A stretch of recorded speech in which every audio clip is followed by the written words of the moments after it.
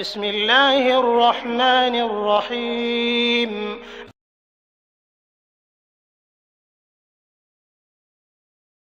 الحمد لله نحمده ونستعينه ونستغفره ونؤمن به ونتوكل عليه ونعوذ بالله من شرور أنفسنا ومن سيئات أعمالنا من يهده الله فلا مضل له ومن يضلله فلا هادي له ونشهد أن لا إله إلا الله وحده لا شريك له ونشهد أن سيدنا ونبينا ومولانا محمدا عبده ورسوله أرسله بالحق بشيرا ونذيرا وداعيا إلى الله بإذنه وسراجا منيرا إن الله وملائكته يصلون على النبي يا أيها الذين آمنوا صلوا عليه وسلموا تسليما اللهم صل على محمد وعلى آل محمد وبارك وسلم عليه أما بعد يا أيها الناس اتقوا ربكم الذي خلقكم من نفس واحدة وخلق منها زوجها وبث منهما رجالا كثيرا ونساء واتقوا الله الذي تساءلون به والأرحام إن الله كان عليكم رقيبا يا أيها الذين آمنوا اتقوا الله وقولوا قولا سديدا يصلح لكم أعمالكم ويغفر لكم ذنوبكم ومن يطع الله ورسوله فقد فاز فوزا عظيما وإن خير الحديث كتاب الله وخير الهدي محمد صلى الله عليه وسلم وشر الأمور محدثاتها وكل محدثة بدعة وكل بدعة ضلالة وكل ضلالة في النار فأعوذ بالله من الشيطان الرجيم بسم الله الرحمن الرحيم اليوم أكملت لكم دينكم وأتممت عليكم نعمتي ورضيت لكم الإسلام دينا قال النبي صلى الله عليه وسلم من عمل في أيام العشر أفضل من العمل في هذه وقالوا ولا الجهاد قال ولا الجهاد إلا رجل خرج يخاطر بنفسه وماله فلم يرجع بشيء الحمدللہ تمام تعریفیں اس اللہ رب العزت پر جس نے ساری کائنات کے ہر ایک ذرے کو بنایا درود اور سلام ہمارے پیارے نبی محمد صلی اللہ علیہ وسلم پر اور ان کے سچے صحابہ اکرام تابعین تبع تابعین اولیاء اکرام اور ہم سب پر نازل ہو۔ اللہ رب العزت کا ہم سب کو اس بات پر شکر ادا کرنا چاہیے کہ اللہ رب العزت نے ہم سب کو اس بابرکت جمعہ والی مجلس میں جمع ہونے کی توفیق عطا فرمائے۔ اللہ رب العزت سے دعا ہے کہ اللہ رب العزت ہم سب کو قیامت والے دن صدیقین، شہدائین اور صالحین کے ساتھ رکھے، آمین۔ الحمدللہ آپ سب لوگ جانتے ہیں کہ ہم ایک بابرکت مہینے میں ہیں۔ وہ بابرکت مہینہ کیا ہے؟ ذی الحج کا مہینہ۔ اللہ رب العزت قرآن میں ان مہینوں کے بارے میں بھی ایک جگہ فرماتا ہے ان عدت الشہور عند اللہ 12 شہرا فی کتاب اللہ یوم خلق السماوات والارض منها 4 حرم۔ اللہ کے نزدیک مہینے کی تعداد 12 ہیں۔ ان 12 مہینوں میں اللہ نے اور جب سے دنیا بنائی، زمین اور آسمان بنائے، تب سے آ کر اللہ کے نزدیک 12 مہینے ہیں، اور ان 12 مہینوں میں 4 آ کر حرمت والے مہینے ہیں، بابرکت مہینے ہیں۔ وہ کیا ہیں؟ ذی القعدہ، ذی الحج، محرم اور رجب۔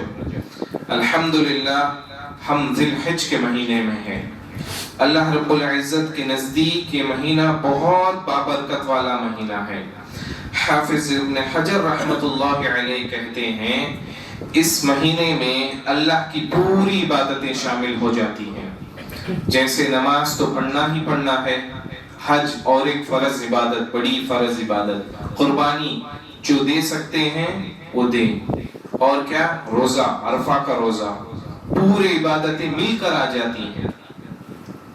ایسے اگر حافظ ابن حجر رحمت اللہ علیہ کہتے ہیں، آپ صلی اللہ علیہ وسلم کی حدیث ہے، آپ صلی اللہ علیہ وسلم فرماتے ہیں اللہ کے نزدیک جو اس مہینے کے پہلے 10 دن ہیں ذی الحج کے، وہ بہت پسندیدہ دن ہیں، ایسے پسندیدہ دن ہیں کہ صحابہ پوچھتے ہیں آپ صلی اللہ علیہ وسلم سے، اے اللہ کے نبی صلی اللہ علیہ وسلم، کیا جہاد سے بھی افضل دن ہے؟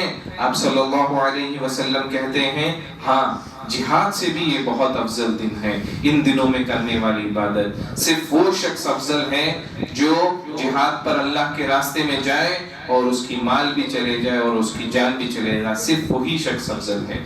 اس کے علاوہ جو بھی عبادتیں کرنی ہیں ان دنوں میں بہت افضل ہے اللہ کے نزدیک۔ الحمدللہ دو دن ہو چکے ہیں، آپ صلی اللہ علیہ وسلم کا معمول تھا کہ آپ صلی اللہ علیہ وسلم ذی الحج کا چاند دیکھتے ہی دوسرے دن سے روزہ رکھنا شروع کر دیتے تھے، اور 9 ذی الحجہ تک آپ صلی اللہ علیہ وسلم کثرت سے روزہ رکھتے تھے۔ اور کیا کریں ہم اس مہینے میں، جو پہلے 10 دن ہیں ان میں کیا کیا عبادتیں کریں، اور تکبیریں زیادہ سے زیادہ کہیں۔ اور مسند احمد کی حدیث ہے، آپ صلی اللہ علیہ وسلم کیا کرتے تھے ان دنوں میں، کثرت سے اللہ کی وحدانیت بیان کرتے تھے۔ وحدانیت کیا ہے؟ لا الہ الا اللہ، اللہ کے سوا کوئی معبود نہیں ہے، اللہ ہی رب ہے، اس کے سوا کوئی نہیں ہے۔ اللہ کی وحدانیت کو بیان کریں، زیادہ سے زیادہ لا الہ الا اللہ پڑھیں، اور اس کے بعد کیا ہے؟ اللہ کی بڑائی بیان کریں، اللہ اکبر کہنا۔ اللہ سب سے بڑا ہے، اللہ سے بڑا کوئی نہیں ہے، اللہ کی بڑائی بیان کرنا ہے اس مہینے میں۔ اور کیا کر سکتے ہیں ہم؟ اور اللہ کی حمد بیان کریں، اللہ اکبر لا الہ الا اللہ واللہ اکبر وللہ الحمد۔ یہ سب معمول ذکر ہم لوگوں کو کرنی چاہیے، کثرت سے کرنی چاہیے، کیونکہ حدیث میں ہے، مسند احمد کی حدیث میں ہے کہ ایسی عبادتیں آپ لوگ کریں۔ آپ آفس میں بیٹھے ہیں، کام کریں، ذکر بھی کریں، اللہ رب العزت آپ کو اجر دے گا انشاءاللہ۔ اور اس بڑی نعمت اس مہینے میں ایک دن آتا ہے، وہ ہے عرفہ کا دن۔ اللہ رب العزت قرآن میں فرماتا ہے اليوم اکملت لکم دینکم واتممت علیکم نعمتی ورضیت لکم الاسلام دینا۔ آج ہم نے تمہارے لیے دین کو مکمل کر دیا۔ کس دن؟ عرفہ کے دن، یعنی 9 ذی الحجہ، اور تم پر ہماری نعمتوں کو مکمل کر دیا اور تمہارے لیے دین اسلام کو پسند کر دیا۔ اللہ رب العزت جب آپ صلی اللہ علیہ وسلم عرفہ میں تھے اس وقت یہ آیت اترتی ہے، اللہ نے اس دن دین کو پورا مکمل کر دیا۔ اس کے بعد کوئی بھی دین میں کوئی کچھ بھی چینجز کرے نہیں ہوگا۔ جس دن عرفہ نے اللہ رب العزت نے قرآن کی آیت اتار دی، ختم، کوئی بھی چینجز لائے گا، کل بدعۃ ضلالہ وکل ضلالۃ فی النار، وہ جہنمی ہوگا۔ کوئی بھی چینجز لائے تو دین میں، اللہ نے اس دن کو مکمل کر دیا، اور ہمارے لیے کیا پسندیدہ دین ہے؟ دین اسلام، ورضیت لکم الاسلام دینا، اور ہمارے لیے اسلام کو پسند کر دیا۔ یہ ہے اس بڑی دن کی نعمت۔ کون سی دن؟ عرفہ کے دن۔ اور عرفہ کے روزے کے بارے میں آپ صلی اللہ علیہ وسلم کی حدیث ہے، آپ صلی اللہ علیہ وسلم فرماتے ہیں جس کسی نے عرفہ کا روزہ رکھا، 9 ذی الحجہ کا روزہ رکھا، اس کے پچھلے اور آنے والے گناہ معاف ہیں۔ 2 سال کے گناہ اللہ رب العزت معاف کرتا ہے، صغیرہ گناہ یعنی چھوٹے گناہ، کبیرہ گناہ کے لیے آپ کو توبہ کرنا ہے، لیکن صغیرہ گناہ اللہ رب العزت معاف کر دیتا ہے ان دنوں میں کرنے والے عمل کا۔ اور آپ صلی اللہ علیہ وسلم کی اور ایک حدیث ہے، آپ صلی اللہ علیہ وسلم فرماتے ہیں اور ایک بہت بڑا عمل ان دنوں میں آتا ہے، وہ ہے کیا؟ حج۔ من حج للہ فلم یرفع ولم یمسک رجع کیوم ولدہ امہ۔ حضرت ابو ہریرہ رضی اللہ عنہ فرماتے ہیں آپ صلی اللہ علیہ وسلم نے فرمایا جس کسی نے اللہ کے لیے حج کیا، اپنی بیوی سے نہ ملا، جب وہ حج ختم کر کے آتا ہے تو وہ ایسے آتا ہے کہ آج ہی اپنے ماں کے پیٹ سے نکلا ہے۔ جس کسی نے حج کیا، کس کے لیے؟ اللہ کے لیے۔ آج کل ہم لوگوں کے سوسائٹی میں اگر کوئی انسان حج کو جاتا ہے تو ساری بستی کو پتہ چلتا ہے، بہت بڑے بڑے دعوتیں کرتے ہیں، بھائی حج کو جاتا ہوں۔ ان سے سال بھر بھی وہ شخص نہیں بات کرتا اپنے رشتہ دار سے، جب وہ حج کو جاتا ہے تب اس کو اطلاع دیتا ہے میں حج کو جاتا ہوں۔ بولنا چاہیے، دعا کرنی چاہیے، لیکن دکھاوا نہیں کرنا چاہیے۔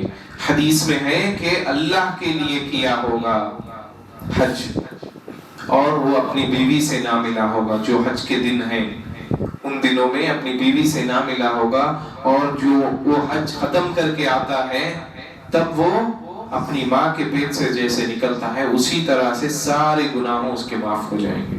حج کی ایسی بڑی نعمت ہے، اللہ رب العزت ہم سب کو حج کرنے کی توفیق عطا فرمائے۔ کیونکہ دنیا میں لوگ کیا کرتے ہیں، لوگوں کے پاس پیسہ ہوتا ہے، لوگ کیا سمجھتے ہیں بعد میں چلے جائیں گے، ابھی یہ انویسٹمنٹ کر لیتا ہوں۔ فرض عمل ہے، نماز، روزہ، زکوٰۃ، حج، یہ بھی فرض عمل ہے۔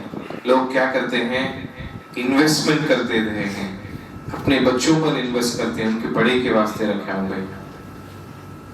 اگر آپ بنا حج کے چلے جائیں تو اللہ کے پاس آپ کی پوچھ نہیں ہوگی۔ کیا آپ جانتے ہیں کہ اب کے سال آپ زندہ رہیں گے یا نہیں؟ اسی لیے کتنا جلدی ہو سکے آپ لوگ حج کریں، کیونکہ آج کل ایزی ہے بہت۔ ہم لوگ دیکھیں کہ ہم لوگ آرام سے ہر ایک چیز اپنے لیے لے سکتے ہیں، اچھی گاڑی لیتے ہیں، ایک گاڑی بھی قیمتی آتی ہے، 1 لاکھ روپے 2 لاکھ روپے کی، اچھے فونز لیتے ہیں ہم لوگ۔ کیا ہم پر یہ فرض نہیں کہ ہم اللہ کے جو فرض کیے ہوئے ارکان اس کو کمپلیٹ کر دیں؟ یہ ہم لوگوں کے لیے فرض ہے۔ انشاءاللہ آپ لوگ بھی کوشش کریں، ہم سب بھی کوشش کرتے ہیں، اللہ رب العزت ہم سب کو بھی اللہ رب العزت حج کو بلائے۔ اور اس کے بعد ایک عمل، بڑا عمل کیا ہے اس مہینے کا، وہ ہے قربانی، اللہ کے راستے میں قربانی دینا۔ کچھ لوگ ہیں سوسائٹی میں، وہ لوگ کہتے ہیں کہ کیوں قربانی کیوں دینا، اس کے بدلے میں ہم لوگ دوسرا کچھ خرچ کریں گے، غریبوں کی شادی کروائیں گے، اور کہیں پر ڈونیٹ کر دیں گے، کوئی مسکین کو پیسے دے دیں گے۔ نہیں ہو سکتا۔ اللہ رب العزت تم لوگوں کا تقویٰ دیکھنا چاہتا ہے، تم اللہ نے جو حکم دے دیا اس کو کرتے ہو یا نہیں۔ اللہ رب العزت قرآن میں فرماتا ہے لَن يَنَالَ اللَّهُ لُحُومُهَا وَلَا دِمَاؤُهَا وَلَكِنْ يَنَالُهُ التَّقْوَىٰ مِنكُمْ۔ اللہ رب العزت کو تمہارا گوشت اور تمہارا جو خون جانور کا وہ نہیں پہنچتا، صرف کیا پہنچتا ہے، تمہارا تقویٰ پہنچتا ہے۔ وہ اللہ رب العزت دیکھنا چاہتا ہے۔ اللہ رب العزت تم لوگوں کا تقویٰ دیکھنا چاہتا ہے، لیکن آج کل اس میں بھی بہت زیادہ شو آف ہو چکا ہے، ریاکاری ہو چکی ہے۔ پڑوسی نے ایک بیل یا گائے خریدی یا بڑا بکرا خریدا تو آپ یہ کوشش کرتے ہیں کہ میں اس سے بڑا لوں، اس سے بڑا لے کر اس کو بتاؤں، دیکھیے میں نے کتنا بڑا لیا ہے۔ یہ بھی شو آف ہو گیا۔ اس میں کہاں سے آ گیا تقویٰ آپ کے لیے؟ ابراہیم علیہ السلام کو خواب میں آیا کہ اپنے بچے کو ذبح کرو، تو وہ نکل گئے اپنے بچے کو ذبح کرنے کے لیے۔ کیا تقویٰ تھا ابراہیم علیہ السلام کا۔ کیا ہم لوگ ان کے امتی آپ صلی اللہ علیہ وسلم ابراہیم علیہ السلام کے خاندان سے ہیں؟ ہم ان کے امتی، کیا ہم اس طرح سے تقویٰ لاتے ہیں جب قربانی دیتے ہیں؟ اللہ رب العزت تم لوگوں کا تقویٰ دیکھتا ہے، تم لوگوں کا تقویٰ دیکھتا ہے، اس کو کچھ بھی ضرورت نہیں ہے، صرف تمہارا تقویٰ۔ اور کچھ لوگ کیا کرتے ہیں، قربانی دیتے ہیں، جو لوگ کھاتے ہیں، جو لوگ ان کے پاس ہے، ان لوگوں کے ہی گوشت دے دیتے ہیں۔ حق تو مسکینوں کا ہے، یتیموں کا ہے. جو مالدار ہیں اپنے نام کے مالدار کو ہی دے دیتے ہیں ریٹرن میں. غریبوں کو دے بھائی، مسکینوں کو دے، یتیم خانوں کو گوشت بھیجے. صرف ناموری کے لیے قربانی نہیں کرنا ہے. کس کے لیے کرنا ہے؟ اللہ کے لیے. اللہ تم لوگوں کا تقویٰ دیکھ رہا ہے. اور آپ صلی اللہ علیہ وسلم کی اور ایک حدیث ہے، آپ صلی اللہ علیہ وسلم فرماتے ہیں من کان له سعة ولم يضح فلا يقربن مصلنا. جس کسی نے قربانی دینے کی طاقت ہو اور اس نے قربانی نہ دی ہو، وہ ہم لوگوں کی عیدگاہ کو نہ آئے. کس کو قربانی دے سکتے ہیں؟ الحمدللہ ہم سب لوگ دے سکتے ہیں. ایک حصہ تو ڈال سکتے ہیں گائے میں، 3-4 ہزار کا آتا ہے. لیکن بہت سے لوگ ایسے سمجھتے ہیں کہ اگلے سال دیکھ لیں گے. آپ صلی اللہ علیہ وسلم کی حدیث ہے جس کسی نے قربانی نہ دی ہو وہ ہم لوگوں کی عیدگاہ کو نہ آئے، عید کی نماز کو نہ آئے. ایسے کہہ رہے ہیں. کس کو کہہ رہے ہیں؟ صحابہ اکرام کو کہہ رہے ہیں. ابو ہریرہ کی حدیث ہے کیسی بڑی نعمت والے مہینے میں ہم ہیں. اور ایک حدیث میں ہے جب قربانی انسان دیتا ہے اللہ کے لیے، جب اس جانور کا خون نیچے گرنے سے پہلے اس کے گناہوں معاف ہو جاتے ہیں. حدیث میں ہے. کیا ہم لوگ اللہ کے لیے نہیں کریں گے یہ چیز؟ کون سی بابرکت مہینے میں ہم لوگ ہیں. کتنے بد نصیب لوگ ہوں گے جو لوگوں کو یہ مہینہ نصیب ہی نہیں ہوا. یہ مہینہ کچھ لوگوں کو نصیب ہو کر بھی اس مہینے کا ایڈوانٹیجز نہیں اٹھا رہے. وہ لوگ ایسا عمل نہیں کر رہے ہیں. کتنے لوگ ہوں گے جو لوگ جمعہ کو بھی نہیں آتے ہیں اس بابرکت مہینے کے. ہم لوگ کتنے خوش نصیب ہیں. الحمدللہ اللہ نے ہم لوگوں کے لیے مسجد بنائی. مسجد میں ہم آ کر نماز پڑھ رہے ہیں. کہ ہم لوگ اللہ کے شکر گزار بندے نہ بنے اور اس مہینے کی جو اللہ نے نعمتیں دی ہیں اس سب کو حاصل نہ کریں اور اپنی مغفرت نہ کروا لیں. ہر ایک نعمت ہے اس مہینے میں. اللہ رب العزت تم لوگوں کے گناہوں کو معاف فرمائے گا. اللہ رب العزت جس طرح سے عرفہ کے دن تم کچھ بھی مانگو گے اللہ رب العزت تمہیں دے گا ہی دے گا انشاءاللہ. ویسی بڑی نعمت والا دن ہے کون سا؟ عرفہ، 9 ذی الحجہ. حاجیاں کیا کرتے ہیں؟ عرفہ کے میدان میں صبح سے شام تک دعائیں زیادہ سے زیادہ دعا کرتے ہیں. اس دن سب سے پسندیدہ عمل کیا ہے؟ دعا کرنا. عرفہ کے دن ہر ایک بڑی نعمت اس مہینے میں ہے. جیسے میں نے آگے کہا، جیسے حافظ ابن حجر رحمۃ اللہ علیہ کہتے ہیں کہ ہر روزہ بھی آتا ہے، نماز بھی آ جاتی ہے، حج بھی ہے، قربانی بھی ہے. اللہ رب العزت سے ہم دعا کریں کہ اللہ رب العزت ہم سب اس عمل پہ آ کر ہم لوگ کریں. ہم لوگوں کی زندگی میں حج تو نہیں کر سکتے، اگلے سال انشاءاللہ دعا کریں حج کے لیے. اور جو عمل ہیں جیسے روزہ اور آ کر قربانی، یہ سب عمل ہم لوگوں کی زندگیوں میں کریں انشاءاللہ. آنے والے دنوں میں ہم سب کریں. اللہ رب العزت سے دعا ہے کہ اللہ رب العزت ہم سب کو بابرکت مہینے کی جو نعمتیں ہیں وہ سب حاصل کرنے والا بنائے.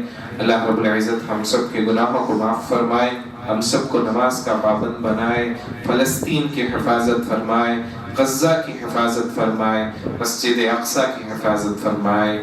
آمین. بارک اللہ لنا ولکم فی القرآن المجید ونفعنا وإیاکم بالآیات والذکر الحکیم. انہ تعالی جواد کریم ملک برور رؤوف رحیم ورب حلیم.